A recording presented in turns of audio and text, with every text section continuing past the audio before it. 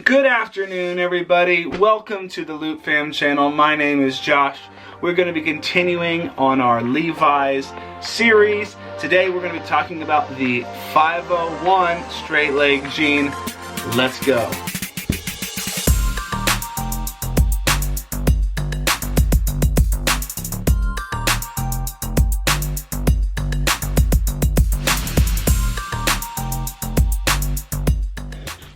Now, up until the 1960s, Levi's had been known as a workwear brand, or at least a Western wear brand, making jeans and clothes for cowboys and miners and other hard laborers. But in the 1960s, Levi's suddenly became a fashion icon.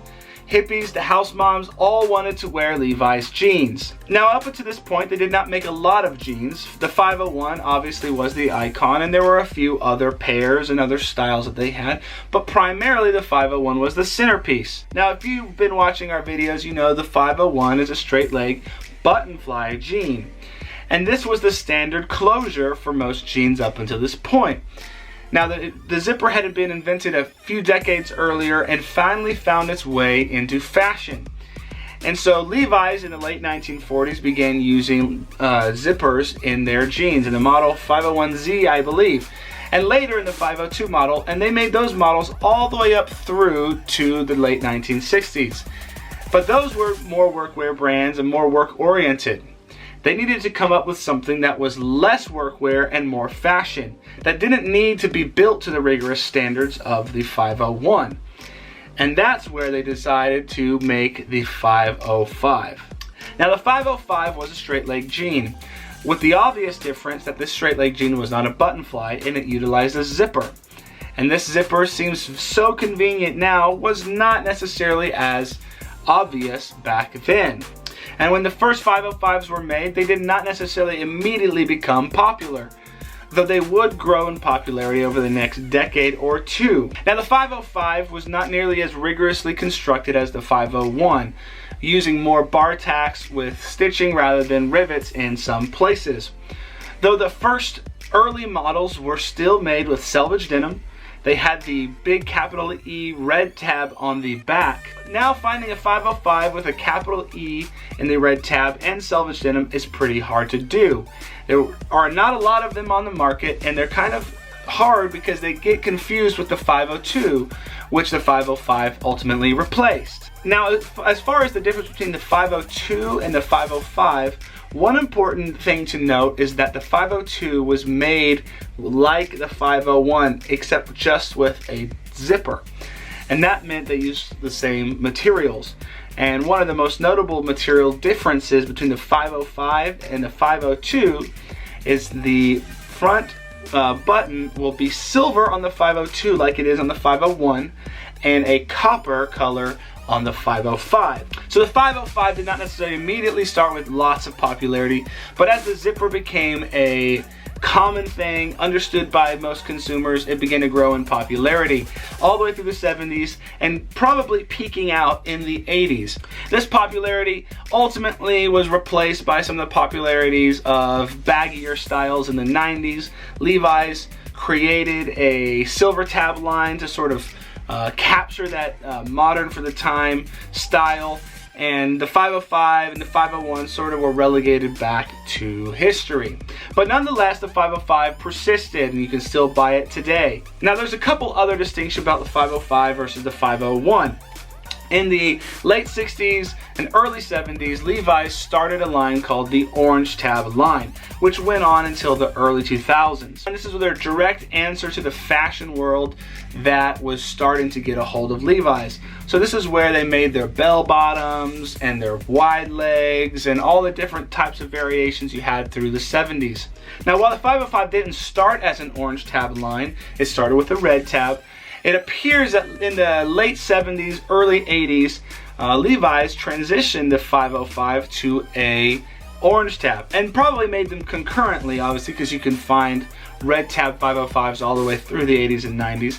But it appears that the 505 versions are maybe a little bit even less rigorously constructed, more fashion, more flair, not necessarily in the openings, but flair with sort of the rock star style.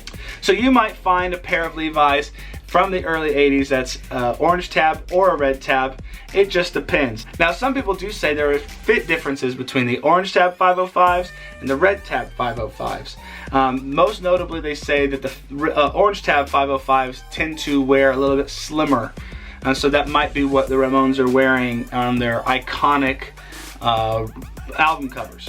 But nonetheless, the 505, still being a straight leg jean, tended to be a little bit more relaxed in the thigh area than maybe some of the original straight to fit Levi's jeans were. Now, if you have a pair of 505s, how do you know their age?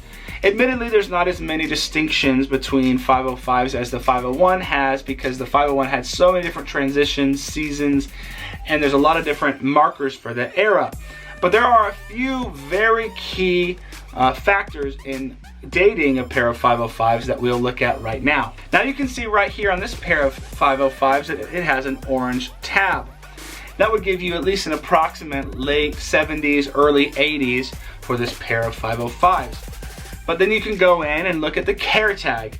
And the care tags will actually be quite important in this scenario, because the care tags are probably, in my opinion, with 505s, the most significant way to identify the age. Now we can go in this pair of 505s and let's check the care tag. Now you can see in this pair that the tag is one of those small tags with very little on it, sewn in underneath the left pocket. And this is very indicative of the tag that Levi's used from the 1970 to about 1985. So that gives us a 15-year window. I know that's not like the greatest, but it does give you a decent window. Knowing that their orange tab gives you late 70s to early 80s. So I would say that 1978 to about 1985 is the closest I can probably get right here for this pair of Levi's. Now moving on, we have another pair of 505s, and they are in fact also orange tab. But there's a very distinct difference that gives me a very narrow range for this pair of jeans, and it's this tag right here. Now this care tag is actually quite a bit larger than the previous care tag.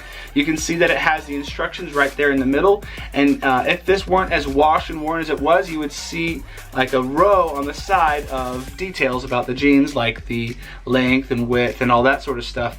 And that would give you a very narrow range, because they use this tag for only a short period of time, from 1984 to 1985. So I can be relatively confident that this pair of 505s is from 1984 to 1985. Here we have another pair of 505s that are orange tab, and you can see this tag right here. Now you can see this is the red batwing tag, and if you've paid attention to our previous videos, you know this tag was in use from about 1988 to 1993. And there are some variations of the use of this tag later on, but for now, what's most important about this particular tag is that it's the red batwing tag. So that gives us a 1988 to 1993 5-year window for this pair of 505 Levi's jeans. Now, Levi started moving production out of the country in the late 80s, early 90s, and most notably the 501, which ended in 2003. The 505's date for transitioning overseas is a little bit more fuzzy, but you can pretty much guarantee that if you've got one that's made in another country, that it's probably 93 after. So that might give you a good idea with some of the more modern or more recent, even vintage recent 505s that you might find. Now I think it's important to note, as I was researching this, finding good information about the 505 was really hard. It's probably because the 501 is sort of the icon and everyone does research on that. And the 505 is sort of the, younger brother that doesn't get as much attention. Even though I would argue that the 505 is, at least in modern era, almost as influential as the 501 was in its era. So you may not find a lot of good information. It's hard, I get it. Hopefully this video helped answer some of your questions if that's what you're looking for. And hopefully that we can find more information, and I'll keep putting this stuff together so that we can all learn together and we can figure this thing out. But until then, guys, thank you for watching. Please remember to like, please remember to subscribe, comment if you have questions, or if you just want to say hey. We love hearing from you guys. Until the next time, we will see you guys on the next video. Peace.